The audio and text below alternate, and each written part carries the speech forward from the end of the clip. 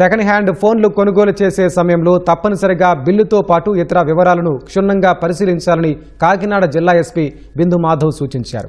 కాకినాడ జిల్లా ఎస్పీ కార్యాలయంలో CEIR portal ద్వారా రికవరీ చేసిన మొబైల్ ఫోన్లను బాధితులకు ఎస్పీ అందజేశారు.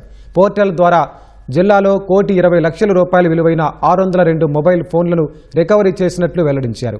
ఇప్పటి వరకు మొత్తం 12 విడతల్లో 4,603 మొబైల్ ఫోన్లను స్వాధీనం చేసుకుని బాధితులకు అందజేశామన్నారు. రీసెంట్గానే ఒక 500 ఆడ్ మొబైల్స్ ఇవ్వడం జరిగింది. ఒక 1 మంత్ తిరగకుండానే మళ్ళీ వాళ్ళ 602 mobile phones worth 1,20,40,000 rupees mobile phones ₹1,20,40,000 worth mobile phones victims ఎవరైతే పోగొట్టుకున్నారో అవి రికవర్ చేసి ఇవాళ వాళ్ళకి అందజేయడం జరుగుతుంది. చాలా షార్ట్ పీరియడ్లో ఇది జరగడానికి రీజన్ ఒక కొత్త టీమ్ ఫామ్ చేసి under the leadership of IT core inspector దీని మీద ఇంకొంచెం ఎక్కువ తొందరగా తీసుకొని వస్తే మొబైల్స్ బాగుంటుంది, విక్టిమ్స్కి న్యాయం జరుగుతుందనే ఉద్దేశంతో ఆ టీం ఫామ్ చేయడం జరిగింది. దాని ఇంపాక్టే ఇంత తొందరగా ఇంత రికవరీ రావడం.